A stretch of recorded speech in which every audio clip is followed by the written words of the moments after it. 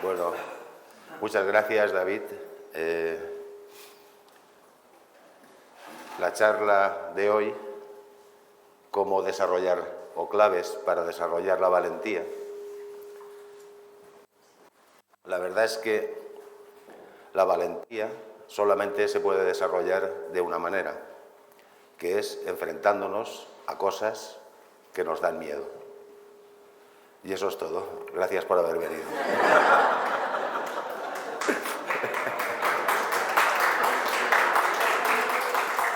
Bueno, ahora la versión larga. Bueno, como decía David, sí, yo me encargo del Instituto Internacional de Artes Marciales Filosóficas Bodhidharma, que es una institución que también nació al amparo y bajo todo el patrocinio y el apoyo de Nueva Acrópolis a nivel internacional, porque a nosotros nos interesa todo aquello que pueda beneficiar al ser humano en su desarrollo como ser humano. Y este instituto, bueno, aunque muchos o la mayoría de los que estamos en el instituto practicamos artes marciales a nivel práctico, pero tiene un aspecto también muy importante para nosotros, yo diría casi fundamental, que nos diferencia de cualquier otra institución de artes marciales en el mundo, y es que nos interesa especialmente ese aspecto filosófico, es decir, qué valores, qué cosas pueden ayudar al ser humano en su formación y que están relacionados o donde la tradición de las artes marciales también se pueden recoger elementos que son muy importantes. Esta charla, un poco su origen en ello. Yo me dedico hace muchos años, tanto en Nueva Acrópolis como filósofo, pero también dentro de esa especialización de las artes marciales filosóficas, a investigar, tanto teórica como prácticamente, algunos pilares importantes de las artes marciales, y entre ellos está el desarrollo del espíritu heroico o la valentía, que tiene que ver, lógicamente, con el miedo, que sería de alguna manera su opuesto. Antes de entrar en claves para desarrollar la valentía, considero que como es un tema difícil, es interesante saber por qué, para qué nos puede interesar desarrollar la valentía. Porque claro, no vale esto, pero ¿y a mí qué? ¿No? O sea, bueno, cada vez hay más especialistas en la sociedad, sociólogos, que están hablando de lo que yo voy a hablaros ahora, que no es mío, es de ellos, pero que dicen, entre otras cosas, que nuestra sociedad se está volviendo débil, nuestra sociedad se está volviendo cada vez más débil, se está volviendo cada vez más cobarde y cada vez más egoísta. Y eso les preocupa a algunos estudiosos de la sociedad.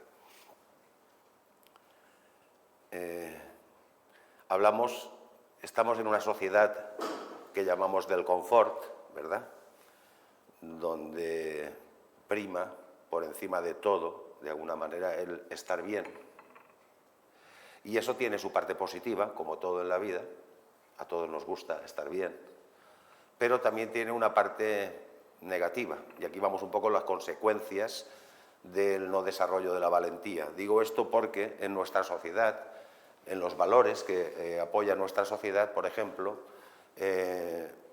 la valentía no está de moda, el espíritu heroico no está de moda. Es más, muchas veces yo me encuentro, tristemente, como en los medios de comunicación critican a alguien porque ha sido valiente.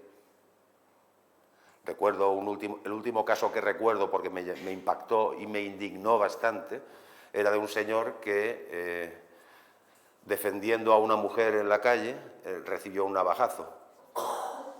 Y entonces los medios, los tertulianos de turno, pues criticaban que este señor, que no tendría que haberse arriesgado, que tendría que haber llamado a la policía, en fin. Si espérese usted, señor delincuente, que llamo a la policía, espere 10 minutitos, no haga nada. O sea, vivimos en una sociedad absurda y encima el señor es criticado. Vivimos en una sociedad que nos confunde mucho en ese sentido. A veces, por ejemplo, muchas veces confunden a las víctimas con los héroes. Las víctimas de un atentado, por ejemplo, terrorista, son víctimas, no son héroes. Lo siento mucho. No son héroes. Tampoco son villanos, son víctimas. Pero nosotros, la sociedad, los altavoces que nos dicen cómo tenemos que pensar, insisten en confunden a la sociedad en este tipo de ideas.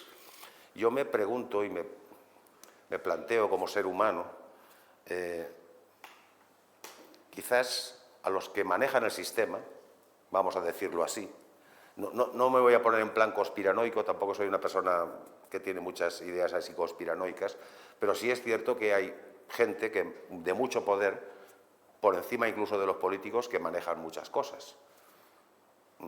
Yo pienso que a esta gente no le interesa que la sociedad sea valiente. Echando mano de la filosofía clásica, ya decía Aristóteles que es mucho más fácil gobernar a un esclavo que a un hombre libre.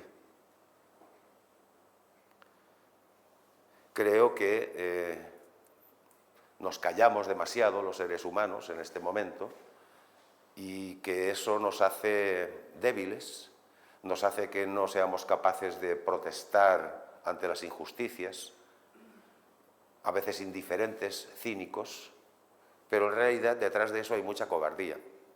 También nos han educado así, por desgracia, al vivir en una sociedad que ha derivado en una sociedad del confort, pero que antes de que viniera esta sociedad del confort tampoco teníamos mucha idea de algunos asuntos. Siempre está aquello de que yo lo entiendo, ¿no? El instinto protector, por ejemplo, de los padres de no te metas en líos, que lo haga otro. Eso siempre ha estado ahí en la sociedad, ¿no? En general. Entonces, esa es una de las causas, o mejor dicho, una de las consecuencias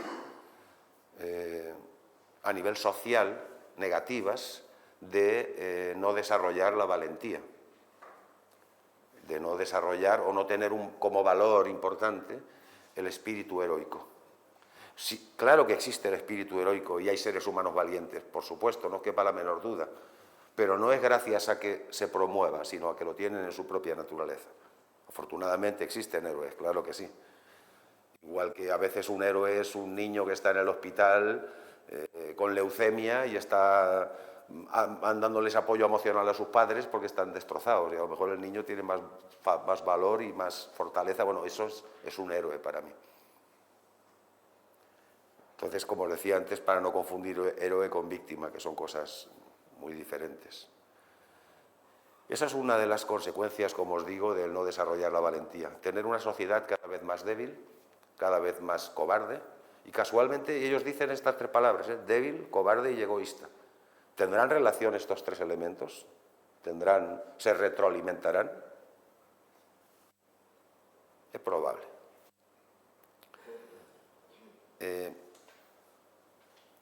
Por otro lado, digamos, la valentía, nos interesa desarrollar la valentía desde el punto de vista social para ser menos manipulados, ¿entendéis? Para que sea más difícil que nos manipulen. Yo siempre recuerdo con tristeza y es un sentimiento muy negativo pues, cuando lo recuerdo. En la Edad Media, por ejemplo, digo la Edad Media, podríamos poner otros ejemplos, muchas veces ajusticiaban a personas que decían que eran brujos y cosas por el estilo y los quemaban en una hoguera. Pero no todo el mundo que quemaba a esa persona en la hoguera. Había gente que creían que estaban haciéndole un bien a esa persona, que estaban purificándolo porque tenía el diablo dentro para que fuera al cielo. Pero había mucha gente, yo diría que la mayoría, que o no querían saber o sabían que todo eso no era así, que era una injusticia, pero agachaban las orejas, se callaban la boca para no meterse en líos. Y esto ha pasado siempre, pasó también, yo qué sé, pues en la dictadura de Stalin, por poner un ejemplo, ¿no? Donde cualquiera que hablara un poquito de más sabía que se jugaba como mínimo cárcel y trabajos forzados, sino el fusilamiento, o en China, a nadie se le ocurre hablar en China de Tíbet, por ejemplo. Por cierto, Tíbet que lo invadió China hace unos años y toda la comunidad internacional que hizo, calladitos y con las orejas gachas. Porque era China y porque Tíbet no tenía un duro. Si Tíbet hubiera tenido pozos de petróleo, a lo mejor hubiera cambiado la cosa, ¿no? todo el mundo se calló, ¿veis? No pasó nada. Esta es la cobardía social a la que me refiero y que me resulta muy desagradable. Yéndonos a otro campo, para no ponernos dramáticos, también es importante la valentía en relación a lo que podríamos llamar el desarrollo personal. Cuando yo llamo desarrollo personal, ahora me refiero pues cualquier cosa que tenga que ver con conseguir un objetivo a nivel personal, llevar una dieta, hacer gimnasia, conseguir un trabajo, algo que tenga que ver con la disciplina de uno, de cualquier tipo, ¿no? Eso es desarrollo personal. Y aquí también, más allá de otros muchos temas, yo considero que un tema nuclear, medular, tiene que ver con la valentía. Es decir, cuando nosotros nos hallamos en esa tan llamada hoy en día zona de confort, ¿verdad? Allí donde nos sentimos cómodos. Bueno, la zona de confort es una zona relativamente agradable, pero también se puede ver de otra manera. También se puede ver como una cárcel, como un campo de concentración. Porque zona de confort es donde uno está cómodo. Por poneros un ejemplo, para una persona deprimida, estar deprimido es estar dentro de su zona de confort. O sea, dentro de la zona donde él está acostumbrado a estar, o ella. Entonces, ¿qué pasa cuando uno planea fugarse?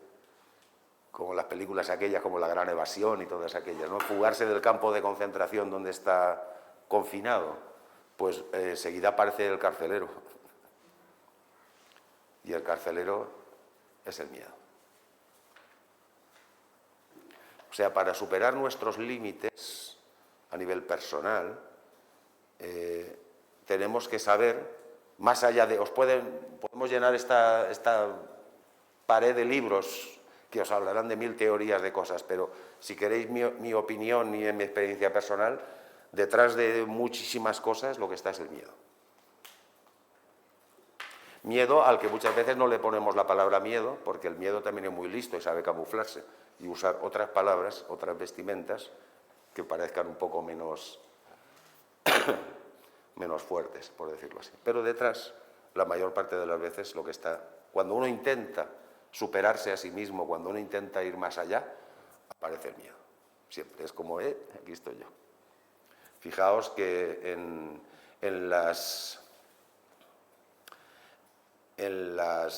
tradiciones, sí, ¿por qué no decirlo?, esotéricas, sé que es una palabra que está muy manida hoy en día, pero esotérico viene del griego y significa algo interno, simplemente exotérico, como el exoesqueleto y el esoesqueleto, pues es lo que está dentro y lo que está fuera.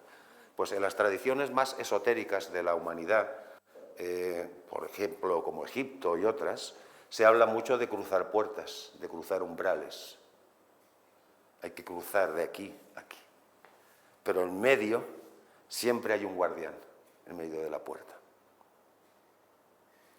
Es como el cancerbero, ¿no?, que luego lo han usado para los porteros de fútbol, la palabra cancerbero, que era ese can, ese perro de 3 cabezas, que en la mitología o religión griega pues también guardaba, ¿verdad?, un umbral. Entonces, veis que siempre hay, ese es el límite. Yo llego hasta aquí, pero aquí ya me paro. ¿Qué hay detrás? Bueno, mi cabeza podrá contaros las 1000 maravillas, pero lo que está detrás fundamentalmente es tengo miedo. Ya en una tercera dimensión, más allá del crecimiento personal, en el tema filosófico, estamos aquí en una escuela de filosofía, también es importante desarrollar la valentía.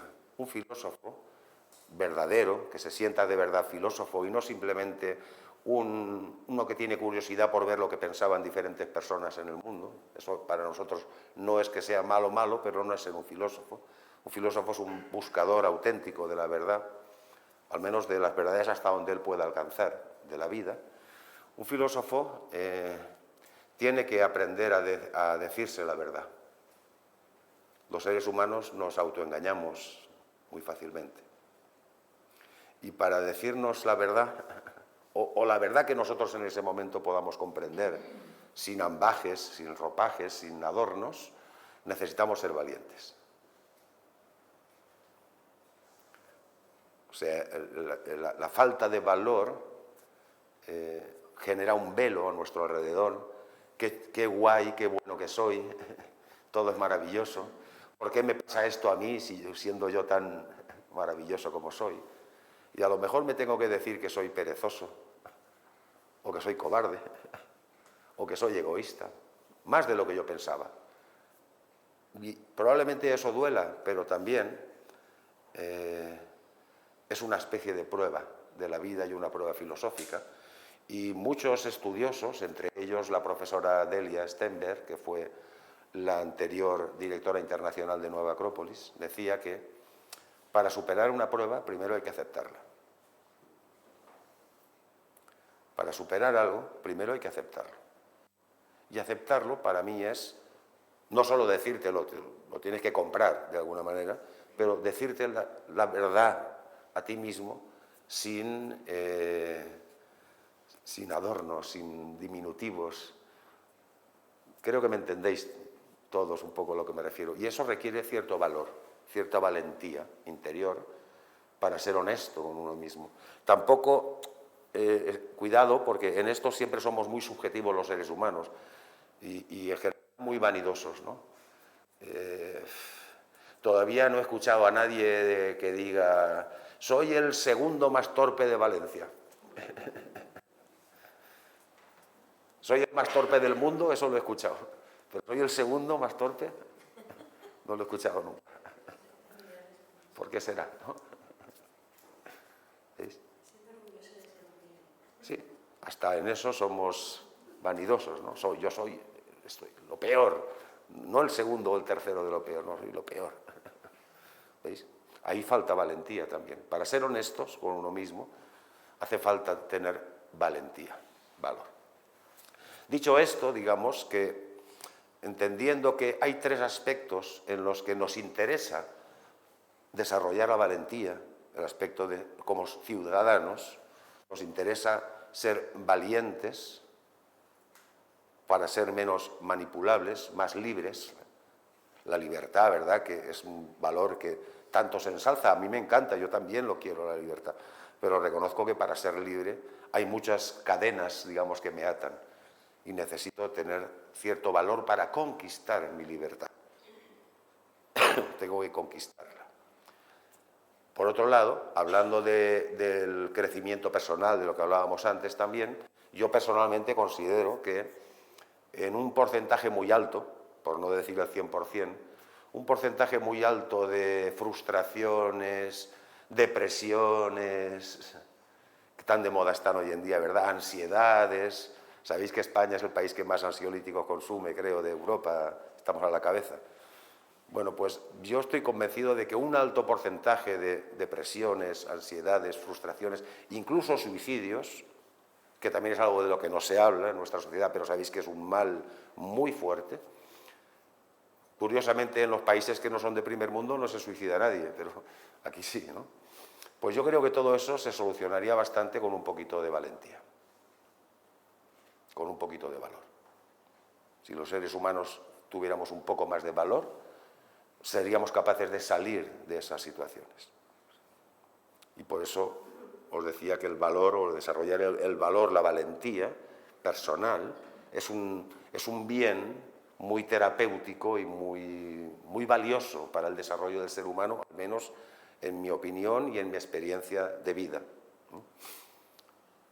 Dicho esto, como he dicho en la primera frase en la versión corta, desde mi punto de vista, la única forma que tenemos para desarrollar la valentía es enfrentarnos a cosas que nos den miedo. No hay ninguna otra. Pero voy a aclarar, yo tengo muchas facetas, como sabéis los que me conocéis de hace años, pues entre mis facetas están las artes marciales. Claro, en el mundo de las artes marciales la gente muchas veces dice, ¡ay, qué valiente es esta persona!, ¿no? O qué valiente el otro que se enfrenta en un combate a no sé quién. Y todos admiramos la valentía de otros, y eso está muy bien. Pero Cada uno hemos nacido o somos valientes para unas cosas y no tan valientes para otras. Y muchas veces, yo lo he comprobado como practicante y como profesor, que he recibido mucha gente en mis clases, que la mayoría o muchas personas que se dedican a estudiar artes marciales, en realidad les gusta. Luego están desarrollando la valentía. Yo tuve un profesor de artes marciales muy bueno, y que el tipo era capaz de enfrentarse en un combate, bueno, era buenísimo. Pero si tenía que hablar en público un minuto, le temblaban las piernas. Se ponía súper nervioso, decía, habla tú, habla tú. ¿Veis? Quiero decir, quiero enfocar el tema desde un punto de vista filosófico. O sea, quiero hablar del valor y del miedo en sí mismos, no del miedo a una cosa o a otra cosa. Y el valor o la valentía como su opuesto, como la medicina, que tiene que ver con eso. Quiero que lo estudiemos desde esa perspectiva. Va a ser posible. Quiero transmitiros esa idea. A mí me interesa mucho conocer el miedo, ya que tengo que, para desarrollar yo mi valentía, tengo que enfrentarme a cosas que a mí me den miedo. No que le den miedo a él, sino que me den miedo a mí. Porque si no lo hago así, estoy aplicando la valentía que ya tengo, pero no estoy desarrollando. ¿Entendéis la diferencia? Ya cada uno de nosotros viene al mundo, digamos, entre lo que viene, su educación, lo que sea, ya tiene una serie de valentías, por decirlo así, de puntuaciones en valentía en diferentes aspectos. Eso ya lo tiene, me parece genial, úselo. Eso está muy bien. Pero cuando hablamos de desarrollar, hablamos de aumentar esa valentía o de llevarla a otros aspectos en donde nosotros no somos valientes y que necesitamos. Y ahí sí hablamos de desarrollar. Y para desarrollar necesito enfrentarme a cosas, insisto, no digo enfrentarme al miedo, lo batizo más, a cosas que a mí me den miedo. Y yendo ya a esa cuestión, el miedo es algo muy personal, muy singular. Tan personal y tan singular como la huella dactilar. No hay dos personas que tengan el mismo miedo. Incluso dos personas que le tengan miedo a algo, a lo mismo, se lo tendrán de manera diferente. Esto es muy importante entenderlo. También para no juzgar, porque a mí la vida me ha enseñado, yo el primero que lo he hecho, que he juzgado, pero la vida me ha enseñado a ser más respetuoso con estas cosas. Aquello que uno dice, no tengas miedo, si eso es una tontería, eso lo dices tú porque tú no tienes miedo a eso. Pero el otro sí. Cuando cambiemos las tornas y pongamos algo que a ti te dé miedo, veremos si es lo mismo. O sea, cuidado, hay que aprender yo respeto el miedo de las personas, porque sé que es algo muy personal y muy particular, y mi miedo no tiene nada que ver con su miedo. Aunque sí que el miedo en sí es un patrón, y ahí de eso vamos a hablar. ¿A qué le tenemos miedo? Es algo muy personal, y la manera en que lo vivimos. Pero el miedo tiene un patrón, es una ley natural, por decirlo así. ¿Os interesa saberlo? Bueno, cuando hablamos del miedo, ahora nos pasamos a la otra cara de la valentía, al miedo. Cuando hablamos del miedo, tenemos tres aspectos, por decirlo así. Vamos a empezar por el primero. El primero es el temerario. El temerario es aquel que no tiene miedo, cuando debería tenerlo. Esto es un problema muy grande. Recuerdo un caso, por ejemplo, cuando yo estudiaba artes marciales, estaba en un campeonato europeo de Kung Fu y había un chico que entrenaba conmigo que era muy bueno, parecía Bruce Lee, el tipo tenía una técnica espectacular. Y había sido varias veces campeón de España en su peso. Y entonces va al campeonato europeo, estamos allí, le toca un combate contra alguien relativamente fácil, el tipo se confía y en el primer asalto un puñetazo de esos que por accidente aparecen, le da un puñetazo en la boca del estómago y lo dejan cao, eliminado. Luego el chico iba llorando por los rincones, desesperado. pero yo que me fijo en estas cosas y con el paso del tiempo y los años lo reflexionas, realmente era un temerario, no estaba preparado, digamos, para eso. Él iba de sobrado. Y cuando uno va de sobrado, normalmente le suelen pasar estas cosas. Lo digo por aquello de, ¿es bueno no tener miedo? No tienen miedo los temerarios. El fundador de Nueva Acrópolis dijo una frase que no sé si es suya o no, porque se la he oído también a otros parecida, que decía, solo los budas y los imbéciles no tienen miedo. Entonces, la mayoría ni somos budas ni somos imbéciles, por lo tanto tenemos miedo. Imaginaos que os subís a un Fórmula 1. ¡Ah, qué guay, Fórmula 1! Con todos los caballos de potencia que eso tiene. Y entonces resulta que por una de aquellas locuras no tenéis miedo. Y empezáis a acelerar. Bueno, apuestas. ¿Quién cree que llegará a la primera vuelta sin accidente? ¿Verdad que nadie? Todo el mundo sabemos que se va a estrellar en la primera curva a 200 por hora que llegue el tipo, pues no es consciente del peligro, ¿entendéis la cuestión? Entonces, o por vanidad, por inconsciencia del tipo que sea, la persona tiene una especie de bloqueo en su conciencia que no le permite tomar nota de que eso es peligroso. Y entonces no se protege de alguna manera, sino que se tira a lo loco. Yo tenía, hace muchos años, cuento anécdotas, perdonadme, que son a veces sin importancia, pero son de la vida real. Hace unos años, con un par de amigos míos montañeros, me enseñaron a hacer rappel y estas cosas, que es cierto, asusta bastante si lo haces a mucha altura. Y ellos me enseñaron que el montañismo es uno de los deportes más seguros que hay. De los más seguros que hay. Y entonces yo les preguntaba, bueno, entonces, ¿por qué se mata tanta gente? Bueno, porque al principio el montañero respeta las reglas. Respeta lo que le han enseñado. Con el tiempo, el montañero se va confiando. Va perdiendo el miedo. Y a medida que va perdiendo el miedo, bueno, si en vez de 3 tornillos aquí ponemos 2, no pasa nada. Esta cuerda ya está un poco gastada, pero bueno, yo creo que aguantará. Empieza a saltarse las reglas, de alguna manera, hasta que cae. Ese es el temerario. Hace muchos años yo practicaba Iaido, no sé si sabéis lo que es el Iaido, es un arte marcial japonés que consiste en desenvainar una espada y también el arte de envainarla.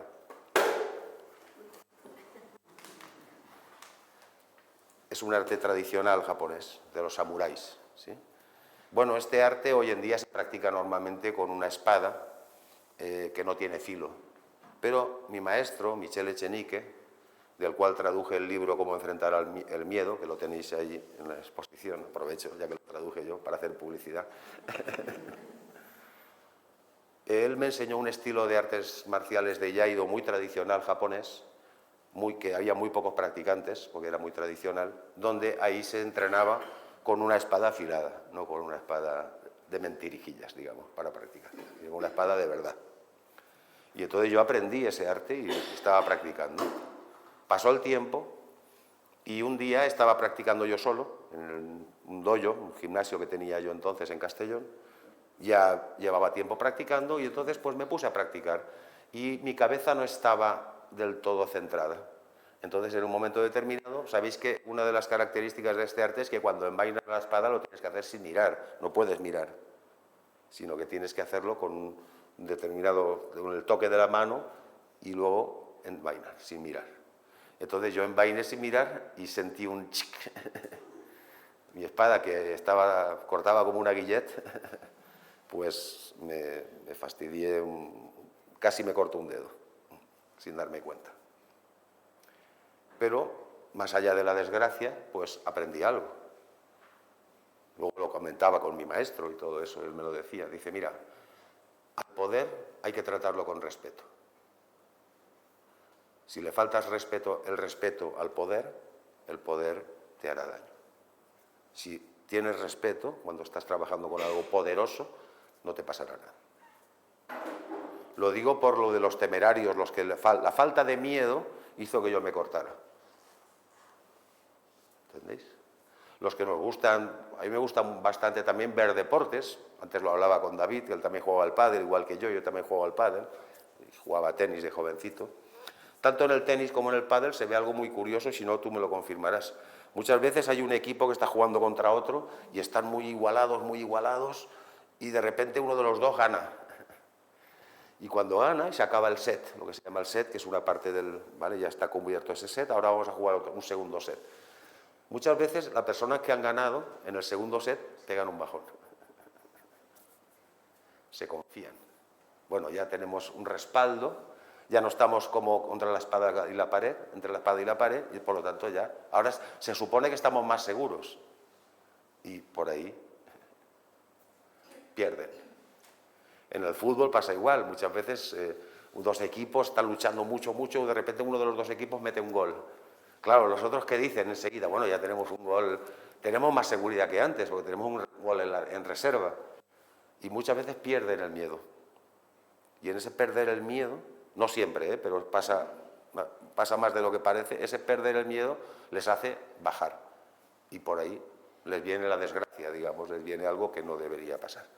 Por lo tanto, como veis, para ir avanzando, la temeridad o la ausencia de miedo cuando uno debería tener miedo es algo malo. Ahora bien, el miedo, tener miedo de una situación, digamos que el miedo, mi maestro Michel, en el libro está explicado, hacía una distinción muy importante entre miedo y pánico, que son cosas que no se entienden muy bien, el miedo y el pánico. Y él decía que el pánico es el miedo al miedo. Y entonces el pánico tiene una palabra clave, por decirlo así, que es fuga. Cuando nos fugamos, nos largamos. No quiero estar aquí. Por ejemplo, cuando un conejo está cruzando la carretera y es deslumbrado por los faros de un coche y se queda así totalmente quieto, lo que ha pasado es que su alma, su ánima, se ha alargado. Aunque su cuerpo, o sea, no pensemos que pánico es salir corriendo físicamente. Eso solo es una imagen. Pánico es cuando tú te largas, de la manera que sea. Una persona se queda, pues, personas que las atropellan y se quedan así y no reaccionan. Eso es pánico, porque la persona se largó. No asumió el control, digamos, de sus mandos, sino que se largó. Todo eso es pánico. Pero claro, el miedo tiene una... Podríamos decir, bueno, pues vale, evitemos el pánico, vamos a actuar aunque tengamos miedo. Pero el miedo tiene una carga magnética muy fuerte. Es decir, el miedo atrae cosas de una manera muy potente. Por ejemplo, si yo pienso que voy a fallar y tengo miedo de fallar, lo más seguro es que fallaré. Todos creo que hemos vivido alguna vez esa situación, ¿no es cierto? Imaginaos que aquí ponemos un tablón de madera por el que yo puedo caminar, ¿ok? No hay problema, como tan ancho como este azulejo, este ladrillo. Ahí. Imaginamos que ahora subimos el tablón de madera a 50 metros. Ostras, es lo mismo físicamente, pero yo poco a poco, la fantasía de que me caigo y me caeré. ¿Veis? El miedo tiene un poder de atracción muy fuerte. Entonces, nos encontramos en un callejón sin salida, ¿no? Porque tener miedo es malo. ¿Qué hacemos? Bueno, hasta aquí era donde yo quería llegar un poco, abusando de vuestra paciencia, para explicar algunas cosas que yo he descubierto, no solo son mías, digamos, enlazando con enseñanzas de otras personas, etcétera, etcétera, cómo yo puedo explicar esta situación que os pueda ser útil y que os pueda ser práctica, porque a mí lo que me interesa es que de hoy salgáis con algo práctico, no muchas teorías. Bueno, el ser humano, nosotros vamos por la vida Y nosotros somos un poco también como los aparatos hoy en día que van a pilas y los ordenadores y móviles que tienen una especie de stand-by, ¿no? Que digamos que mantenimiento, que se mantienen a un bajo nivel. Es decir, usando un poco la pizarra para hacer un poco de un dibujito, imaginemos que de 0 a 10, imaginemos un gráfico, ¿vale? Aquí estaría el 10 y aquí estaría el 0. Estas serían las posibilidades que yo tengo, o sea, si no me explico bien me lo decís, ¿eh? Esto es un poco abstracto, pero yo intentaré. O sea, mi tono vital, mi fuerza, mi energía en general, de toda la que tengo yo, mental, emocional, física y más allá, normalmente fluctúa entre 0 y 10. 10 es el máximo de lo que yo puedo dar y 0 el mínimo, ¿vale? Normalmente nosotros, cuando vamos por la vida, a lo mejor nosotros vamos por la vida así, por aquí. No vamos por la vida por aquí, ¿eh? De alguna manera también los sistemas de la naturaleza pues hacen que para conservarnos de alguna manera el sistema de ahorro de energía, por decirlo así, pues hace que nosotros vayamos, pues eso, entre 3 y 4, como mucho, ¿eh? Como mucho. De nuestra verdadera capacidad. De nuestra verdadera capacidad. La que pensamos que tenemos y la que no sabemos que tenemos, ¿eh?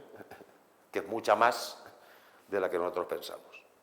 Pero nosotros estamos ahí. Y de ahí no nos saca nadie, porque es nuestra zona de confort. Entonces, claro, esto es curioso. Mi maestro enseñaba que el miedo en realidad es algo que viene a nosotros, es una energía natural, es una energía que está en la naturaleza como la lluvia, o como el sol, o como el mar. Es impersonal. Pero el miedo es una energía que viene para protegernos, para ayudarnos. O sea, es una energía benéfica. Aunque, como veis, estamos muy alejados de cómo realmente es el asunto. Hoy en día el miedo es un tabú, es un tema que no se habla y la gente que habla normalmente no tiene mucha idea de lo que está hablando. ¿A qué se refiere eso? Eso se refiere, es curioso. Fijaos que, vamos a poner un ejemplo. Si yo voy por la vida, ¿sí? Yo estoy aquí. En un nivel de 3, 4 de mis capacidades, ¿sí? Y la vida me va a plantear a mí un problema de nivel 8,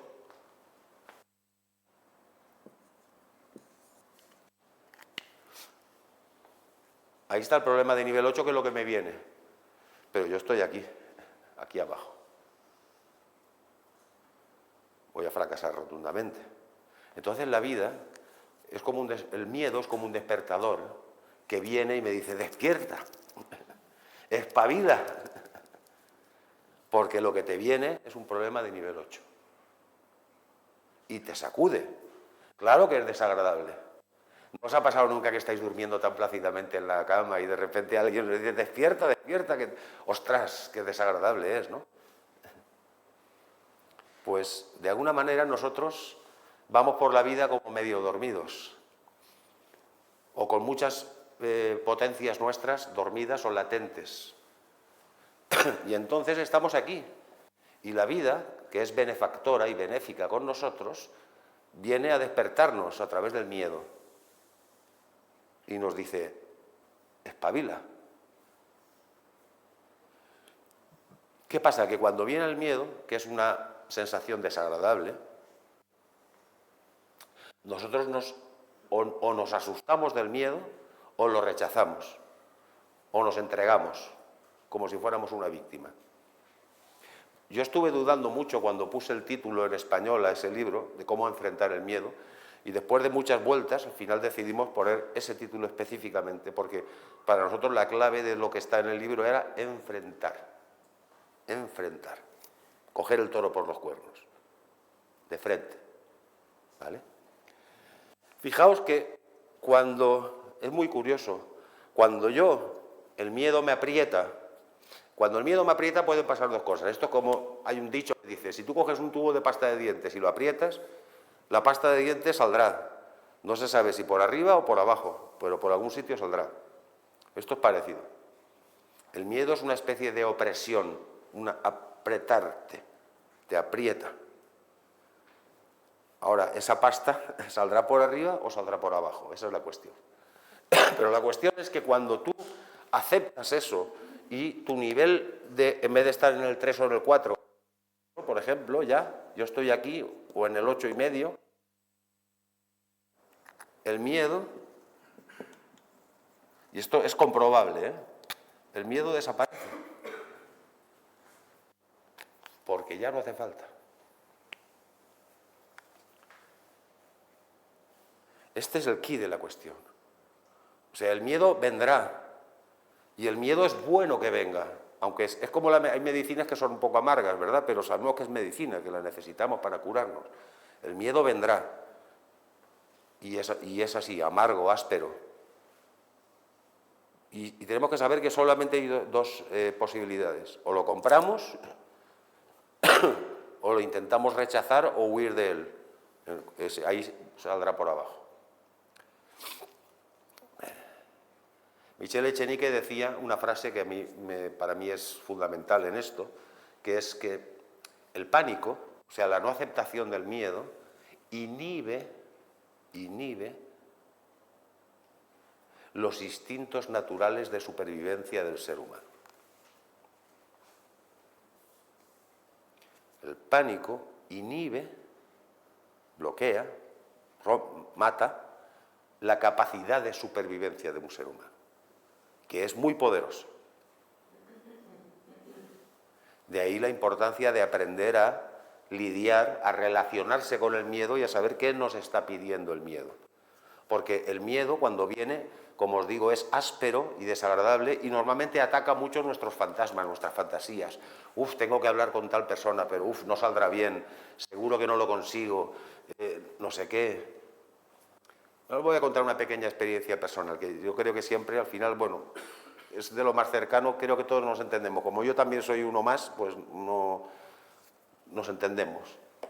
Hace poco estábamos en Chinchilla, que tenemos allí una casa también que hacemos eventos nacionales, y tenía que acompañar con la guitarra un par de canciones que había preparado con un par de personas. Los que me conocen de hace mucho tiempo saben que yo toco la guitarra también, es otra de mis facetas, pues bastantes años y más o menos la domino y todo lo demás. Bien, no habíamos tenido casi tiempo para ensayar, pero bueno, yo me había preparado el acompañamiento bonito y chulo y tal, y las otras personas lo hicimos un par de veces allí y vi que cuadraba todo. 10 minutos antes de la actuación, que nos correspondía, yo me voy a afinar la guitarra, me aíslo y me pongo a prepararlo todo bien. ¿Quién creéis que vino a visitarme? ¿Y qué creéis que me decía el miedo? ¿Y si sale mal? ¿Y si te olvidas? ¿Y si ese arreglo tan bonito que has hecho resulta que fallas ahí y lo estropeas? Todo eso vino a decirme el miedo. A pesar de tantos años, a pesar de que he tocado conciertos yo solo en diferentes ciudades, igual vino el miedo a visitarme. Pero yo sabía esto que os estoy tratando de mostrar. Entonces dije, no va a salir mal, va a salir bien, me lo he preparado, merece que salga bien y yo no voy a permitir que salga mal. Y entonces yo me afirmé sobre mí mismo, ¿entendéis la cuestión? Yo me afirmé y le negué a mi mente la debilidad de la duda, de dudar de mí mismo. Se lo negué, directamente le dije, no, esto es así porque lo digo yo. Y entonces yo me afirmé, y como me afirmé, luego salió bien. Pero estoy tratando de mostraros esto de una manera más, porque a lo mejor esto me parece muy abstracto. ¿Veis a lo que me refiero? ¿Qué hubiera pasado si el miedo viene a visitarme y yo no me afirmo? Pues que en vez de salir por arriba la pasta de dientes, hubiera salido por abajo. Yo hubiera salido al escenario nervioso, inseguro, y hubiera pasado lo que los famosos sesgos de confirmación que se dicen, ¿no? O sea, uno teme lo peor y pasa lo peor, porque el miedo lo atrae.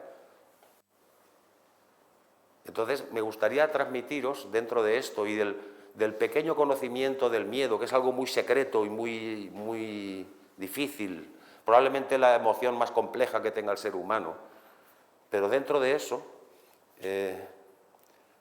como digo, estoy intentando transmitir algo que tiene que ver con el miedo en sí, no con el miedo a una cosa o a otra, y que es algo muy personal.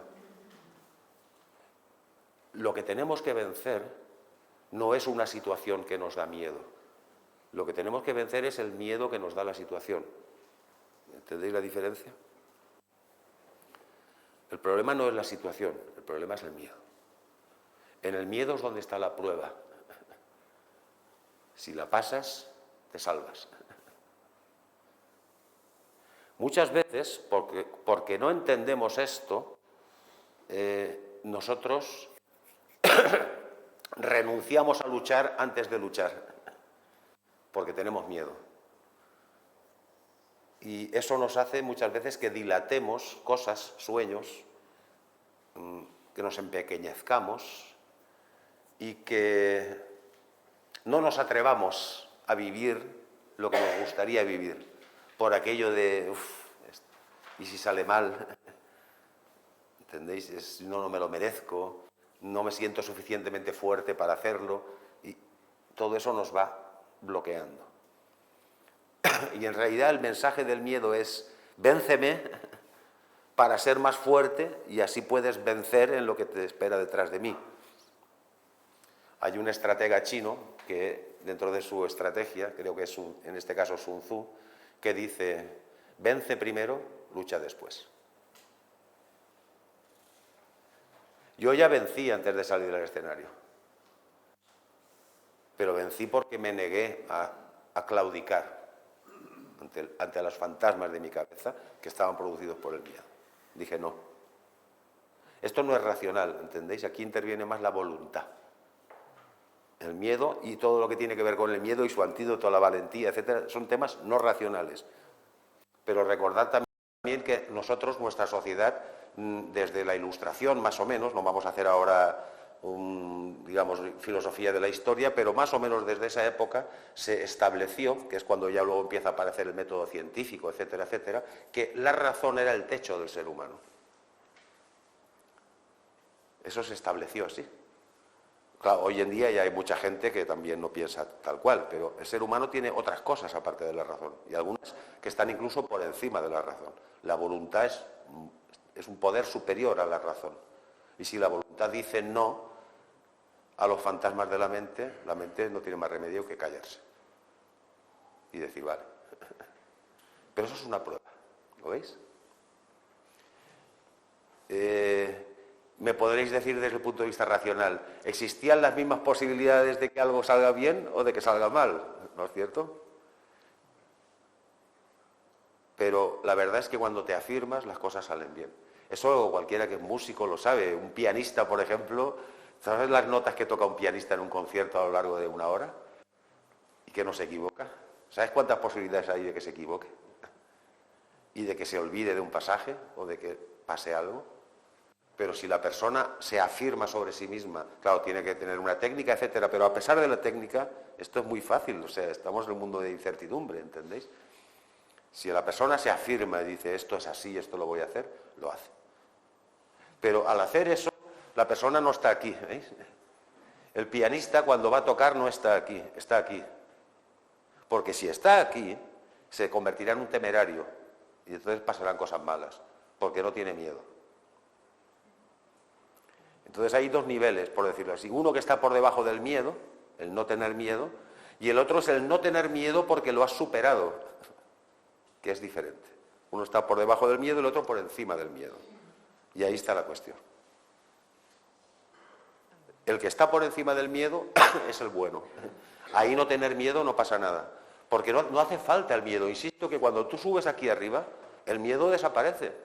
A mí, en esa situación que os estaba diciendo que me pasó hace 2 semanas, en cuanto yo me afirmé, el miedo desapareció. Ya no hacía falta ninguna. Yo estaba perfectamente concentrado y consciente de con todo el control de que lo que iba a hacer lo iba a hacer bien. Estaba absolutamente convencido de ello. Pero convencido, no intentando convencerme, no sé si me entendéis la diferencia. Convencido de corazón. Es algo que yo había decidido. Yo decidí agarrar el toro por los cuernos, como se dice, y decir, esto es así. En ese momento el miedo dice, vale, yo ya no hago falta, me voy. Y se va. Entonces el miedo me hizo un favor, porque yo estaba aquí. Y si tú estás aquí y subes a un escenario, te puedes encontrar que de repente... ¡oh! Que le ha pasado a muchísima gente. Luego dices, ostras, los focos, la gente, no sé qué, y empieza a ponerse mal. El miedo me hizo el favor de venir a visitarme un ratito antes para que yo subiera al escenario aquí arriba y no allá abajo.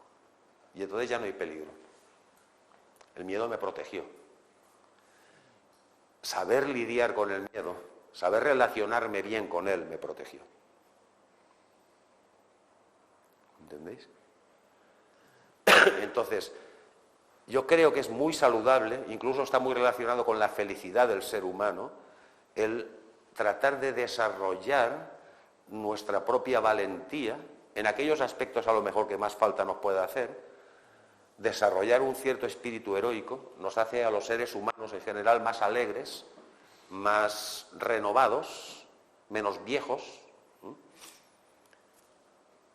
como el ave fénix, como la Afrodita de oro, que decía Jorge Ángel Libraga, el fundador de Acrópolis, que él decía que la Afrodita de oro era una especie de juventud interior que hacía que una persona, aunque envejeciera por fuera, por dentro su alma seguía estando fresca.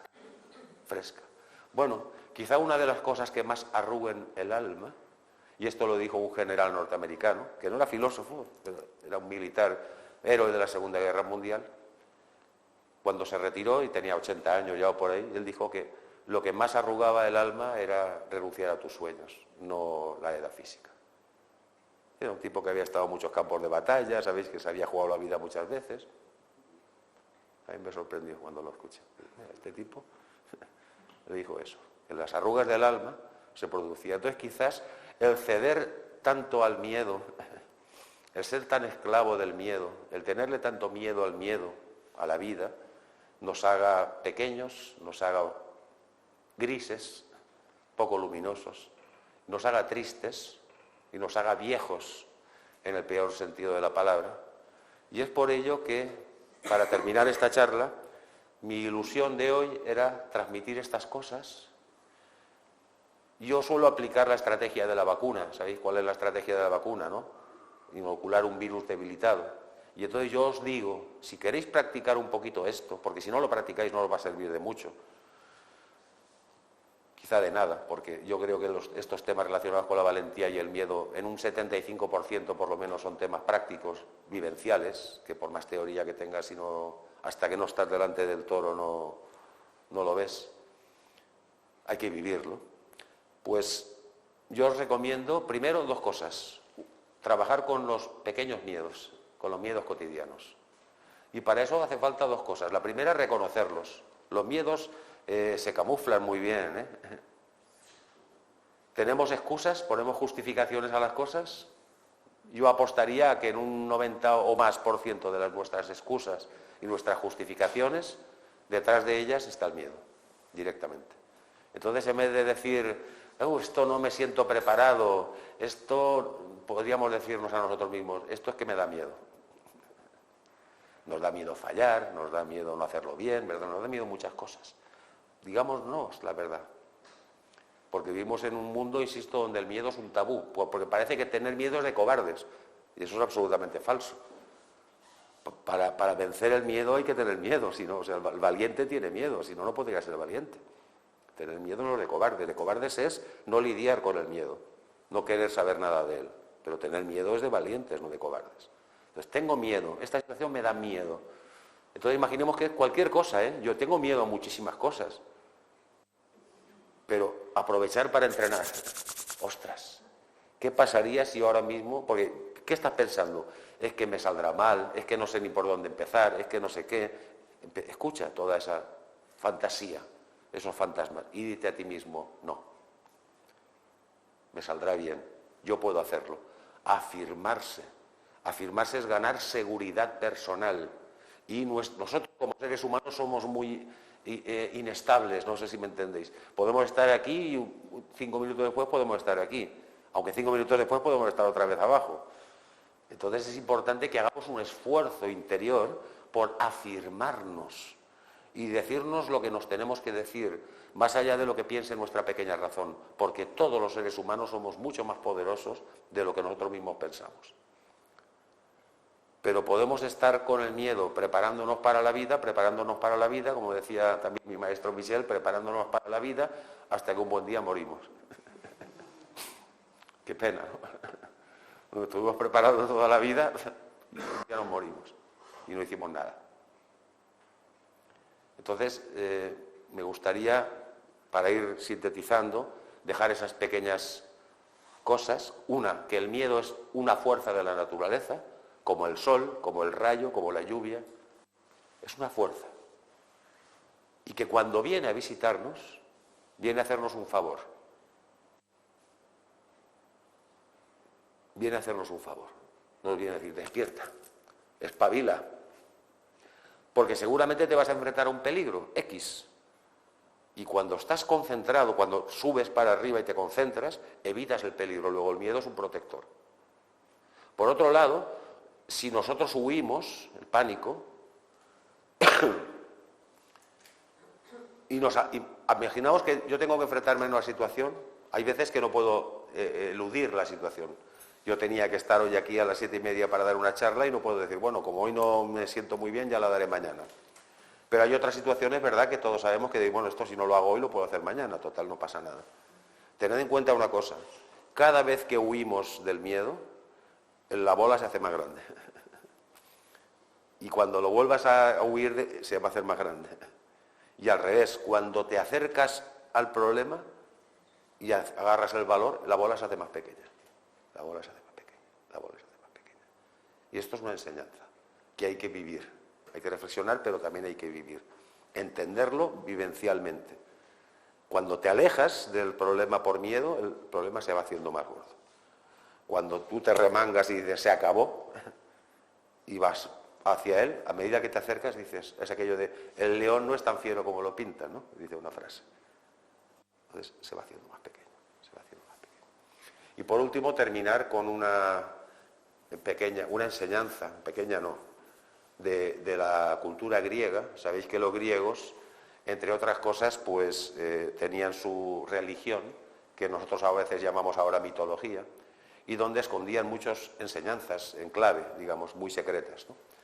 Creo que está sacado del escudo de Heracles, de Hesíodo, que era un autor bastante oscuro, presocrático.